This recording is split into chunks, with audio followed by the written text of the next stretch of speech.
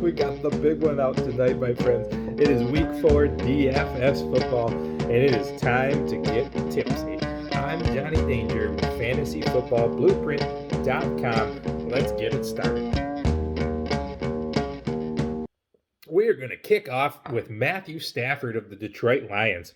Matt has been a little disappointed this year, but I tell you what, he's thrown the ball over 35 times a game, and I think it's just going to get even more opportunities this week with the Saints coming to town. The Saints lock down defensively against the running back, but give up the 5th most points to quarterbacks and the most points to tight ends. We've got Golladay back after a full week of practice. We've got TJ Hockenson looking like a breakout candidate at tight end.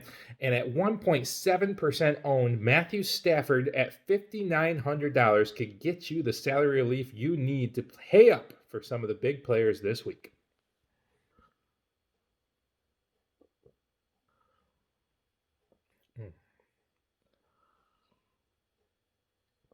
We're going with Baker Mayfield.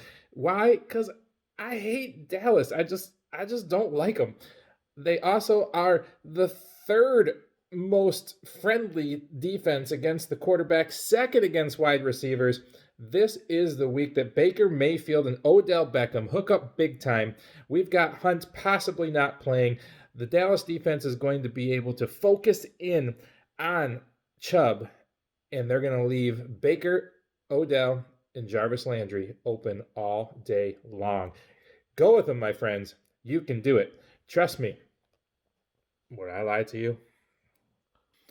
Coming in at running back for the Tampa Bay Buccaneers, Ronald Jones at $4,700 started the week as a very tipsy pick because Fournette had been absolutely gaining market share in that backfield. But Fournette's out, my friends. Godwin's out. Miller might be out. I don't really know what else this offense is going to do, but get creative with Ronald Jones. I know you're not going to like to hear me say this, but I am going back to the well at 5.9K. We've got Devin Singletary going up against the Las Vegas Raiders, who are dead last against the run in the league. I know Singletary burned us last week at $4,900, and he's getting $1,000 jump, and that's probably why he's only projected at 2.5% ownership. But the running game is how this is going to be won for Buffalo, and it's going to be Josh Allen and Devin Singletary getting it done to get the win in the desert. Teaming up with our tipsy quarterback of Matthew Stafford, I am looking at Marvin Jones coming in at 4.9K. We have gone with him almost every week in at least one lineup, and it has not gone well for us, but darn it, at 4.8K and estimated to be under 3% owned, I think Marvin Jones is ready to have a bounce back. We know that the Saints can stop the running game. We know that Golladay is back, and we know that they're terrible against the tight end, so Golladay is going to get ownership. TJ Hockenson's going to get ownership. The forgotten man in this trio is going to be Marvin Jones, and I'm ready to light him up again. I'll drink to Marvin Jones.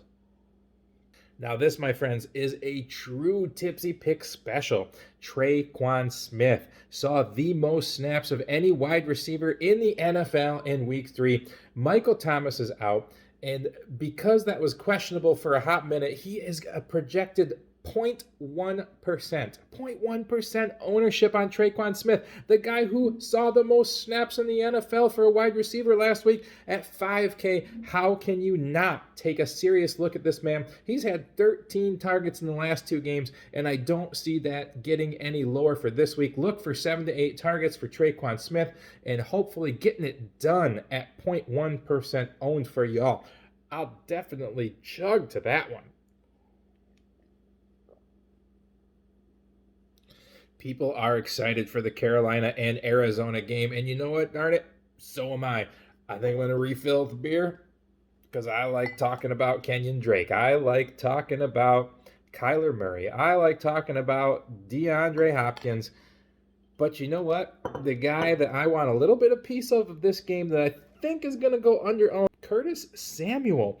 4.8K and projected at 2.7% ownership. There's going to be a lot of pieces of this game played. There's going to be a lot of love for Mike Davis. There's going to be a lot of love for DJ Moore. I like Robbie Anderson, but at 2.7% owned, 4.8K, get a piece of this game in Curtis Samuel. And I promise you, you most likely probably won't regret it. Cheers. All right, friends. Season long, I am banking on Jared Goff. I am banking on him taking care of my teams through my injuries, through my terrible quarterback drafting strategy this year. And Twitter universe, the experts, they're on it. Goff is projected to go off. Cooper Kupp and him are looking great. That whole offense is humming. But guess what?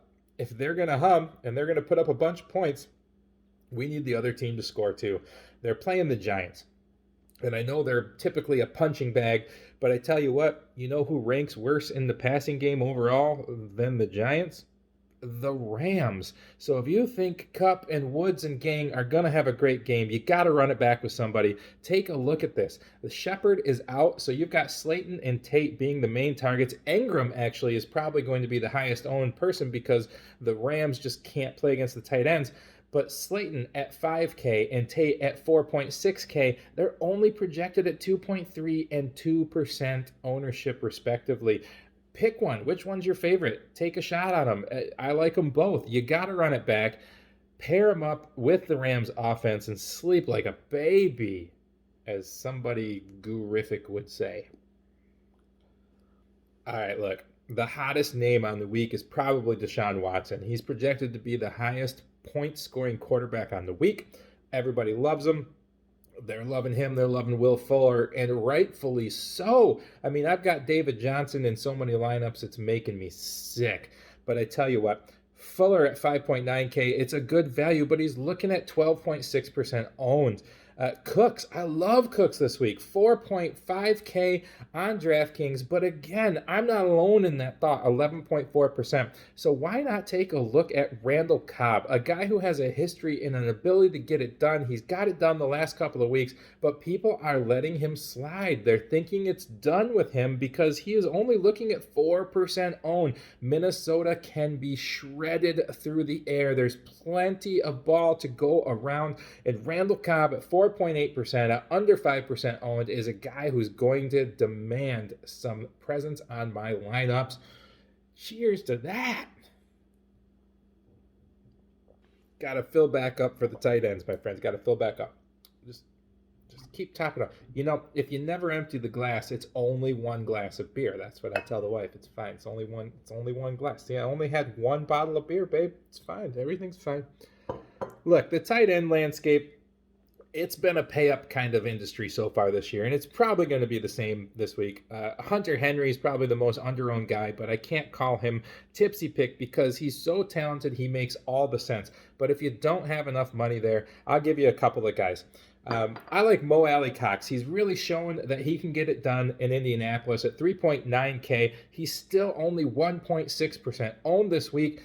Chicago's probably my favorite bargain defense. I've got them locked in my early lineups right now at about an 80% clip. But if you're not going to be on the Bears like I am, Alie-Cox has absolutely stepped up when Indianapolis pass receivers have been knocked out from injury. And I don't see that ending this week. At 3.9K, I like him.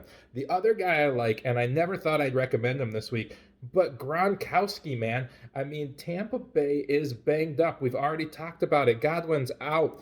Fournette's out. Miller might be out. I think you're going to have to get creative.